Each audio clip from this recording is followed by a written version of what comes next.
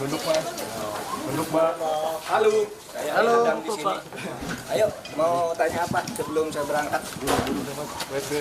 Apa? Tahan Pak, sebentar Pak. Lupa. Ambil stok shoot dulu Pak. Oke. Siapa? Mau tanya Pak. apa? Pak, itu mengenai dan soal denda damai Pak yang saat ini baru marak jadi perbincangan di publik. Bagaimana tanggapan Pak Mahfud? Iya, saya heran ya. Menteri terkait dengan hukum itu sukanya mencari dalil atau pasal pembenar terhadap apa yang disampaikan oleh Presiden. Seperti kasus pemulangan narapidana ke luar negeri, katanya hanya tactical arrangement gitu, padahal ada hukum yang melarang. Yang ini lagi gagasan Pak Prabowo untuk kemungkinan memberi maaf kepada koruptor asal mengaku secara diam-diam dan mengembalikan kepada negara secara diam-diam. Itu kan salah. Undang-undang korupsi tidak membenarkan itu, hukum pidana tidak membenarkan itu.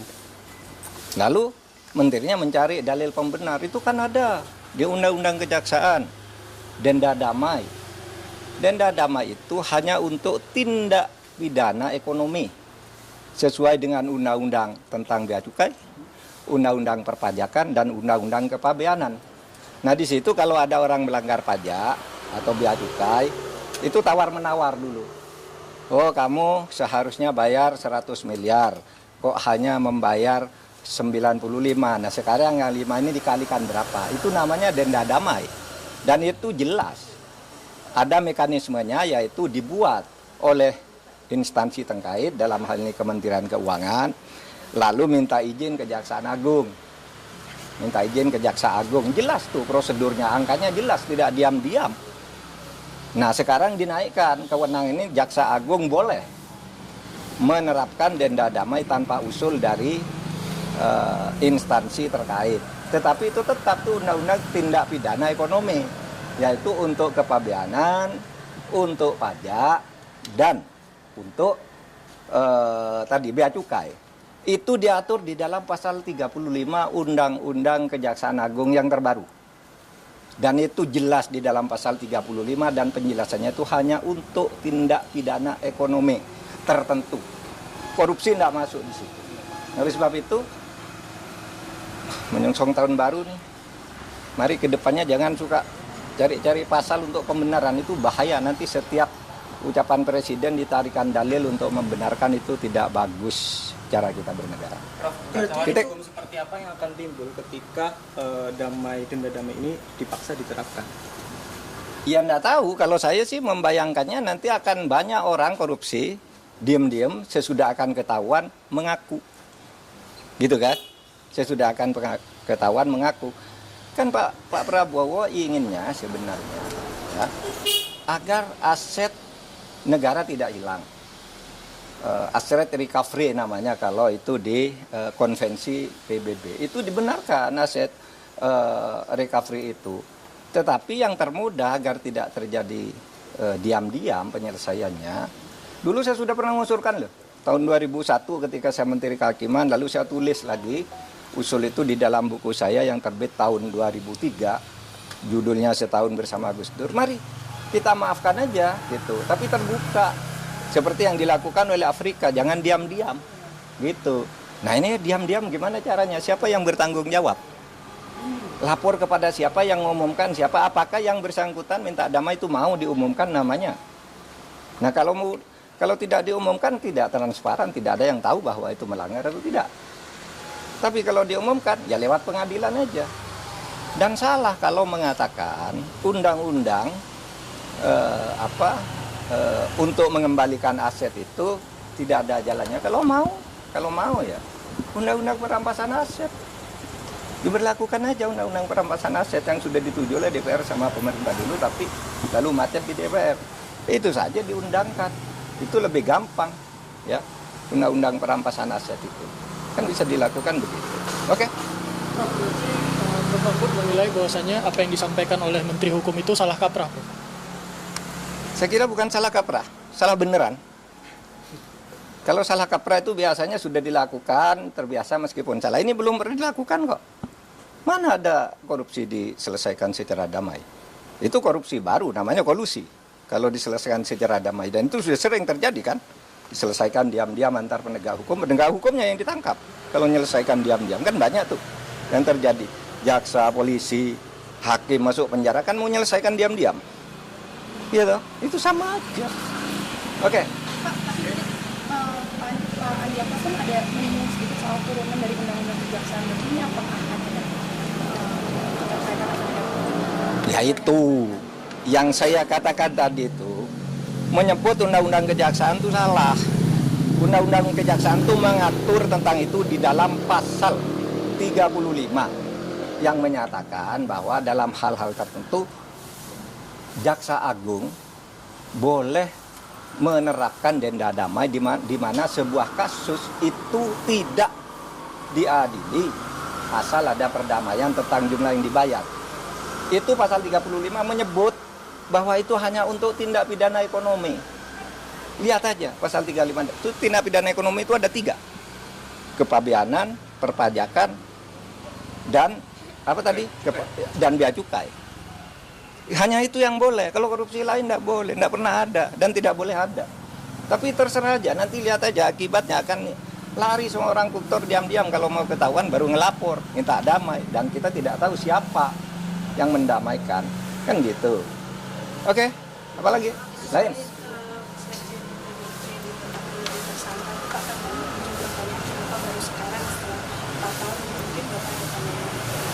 Enggak, saya tidak punya pandangan. Itu wewenang KPK, wewenang penegak hukum. Biar dipertanggungjawabkan secara hukum, secara transparan. Kalau itu dianggap politik, ya silakan aja dipertanggungjawabkan kepada publik.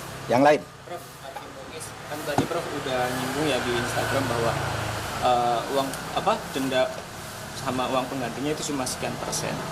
Dan pidana penjaranya juga sangat kecil ya gitu. Dari konstruksi hukum yang 300 triliun korupsi merugikan negara gitu. Iya, saya merasa itu menusuk rasa keadilan masyarakat ya.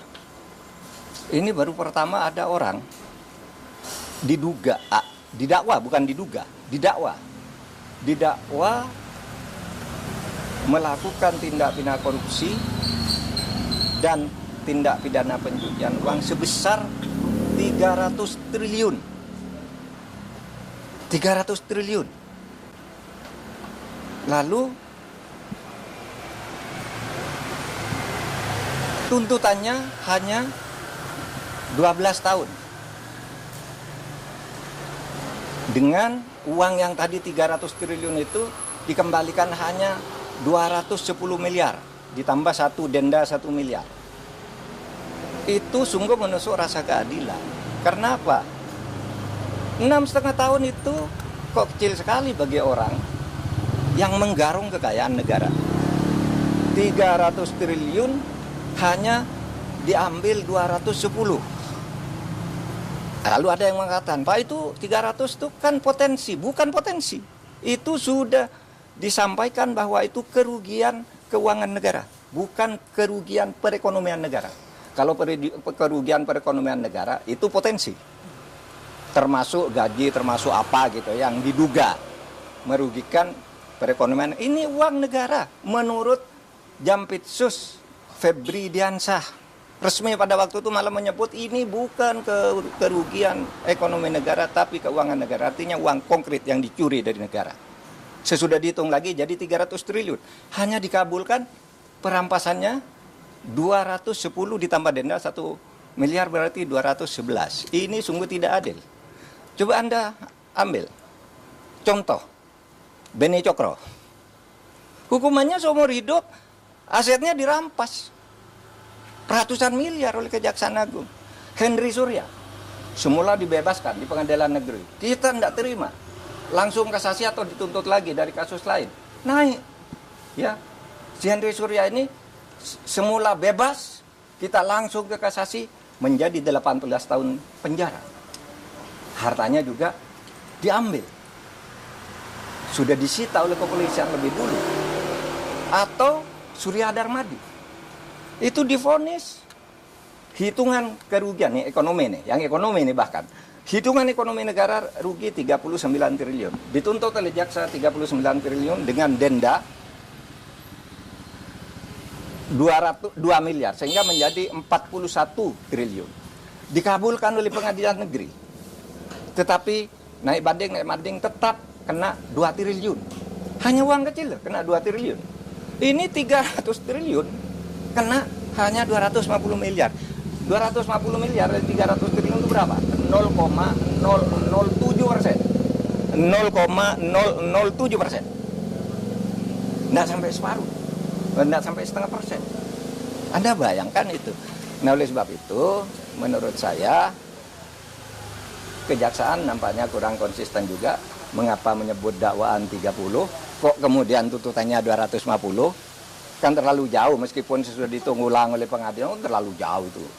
Tuh, berarti kalau dari 350 jadi ini berarti seluruh dakwaannya itu agak hoax, gitu ya, agak tidak tepat. Nah itu supaya diingat bahwa kita mau mengembalikan aset sekaligus memberikan hukuman yang setimpal. Apapun alasannya, itu hukum yang berlaku dan itu sudah didiskusikan lah soal denda damai, soal kembalian aset sudah didiskusikan semua dan sudah ada undang-undangnya di tempat kita. Apalagi? Di kasus itu masih ada cara untuk memulihkan rasa keadilan itu, Prof? Ada. Kalau Kejaksaan Agung mau konsisten ada dong. Karena dulu pernah terjadi pada Henry Surya. Terjadi pada Yan Darmadi. Ketika hanya mau didenda, kami usul ini pengadilan. Kena kan 2 triliun dan penjara 16 tahun. Nah, kalau ini mau dilakukan, bisa naik banding lagi. Tapi tetap aneh bagi saya kalau dakwaannya 300%, bisa naik banding lagi. Kalau dibanding kasasi lagi, bisa PK lagi. Tapi sementara selama ini kan belum inkrah semuanya. Itu masih bisa dilakukan. Meskipun kasus ini kan agak aneh ya. Ada unsur politisnya kan. Ketika ditetapkan si Harvey itu sebagai tersangka, kan ada berita kantor Kejaksaan Agung dikepung, ya kan? Lalu Jaksa Agung memberi penjelasan diintervensi oleh Brimob atau apa gitu kan, Jaksa Agung ngomong di televisi ya. Lalu analisis di luar itu sebenarnya bukan penangkapan terhadap mafia nikel, tetapi apa? Itu upaya pergantian penguasa mafia sehingga yang lama dihantam agar ganti gitu. Tapi hukumannya tidak sungguh-sungguh. Analisis itu pernah muncul. Saya baca itu dari pernyataan terbuka Pak Ansat Mbai, mantan kepala BNPT ya waktu itu. Dulu zaman saya Menhan dulu dia kepala BNPT, tapi dia berbicara dalam konteks ini Pak, ini kan hanya pergantian aja. Sehingga kelihatannya tidak sungguh-sungguh atau takut. Nah ini tantangan. Tahun baru ini tantangan. Anda mau bersikap apa terhadap ini? Apalagi? Prof, terkait dengan pertimbangan majelis hakim dalam menjatuhkan vonisnya ke Harvey Muiz itu kan dia sih majelis hakim menyinggung bahwasanya tuntutan yang dilayangkan jaksa kepada Harvey itu terlalu berat gitu, dan bahkan majelis hakim menyampaikan kalau Harvey Muiz ini hanya perwakilan dari PT Refine Bangkatin ini untuk mengurus terkait dengan proses timah ini, Prof.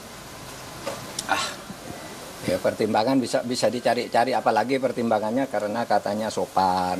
Mana ada orang diadili tidak sopan? Semua orang diadili pakai jilbab, pakai sarung, pakai ini. Itu tidak bisa karena punya anak. Semua maling punya anak. Kalau mau membebaskan orang, menurut saya yang dibebaskan maling-maling kecil dulu. You tahu enggak? Berapa jumlah penghuni penjara? Catatan saya ketika saya menjadi Menko Polhukam di tahun terakhir. Penghuni penjara di Indonesia adalah 263.000 orang. 50% lebih itu narkoba, korban kejahatan narkoba.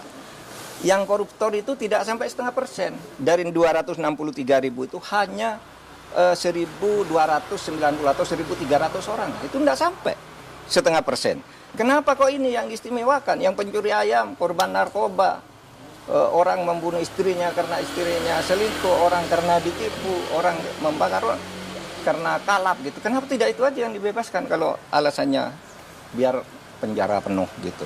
Ini tidak masuk akal semua. Mari kita rasional kalau ingin baik. Kalau enggak ya udah. Tapi saya masih punya asa untuk itu. Prof, soal konsistensi kejaksaan, kan dalam sidang terungkap bahwa ada grup New Smelter yang isinya itu bos-bos smelter termasuk Harvey Muiz, dan adminnya adalah polisi. Waktu itu di Reskrimum Polda sana ya.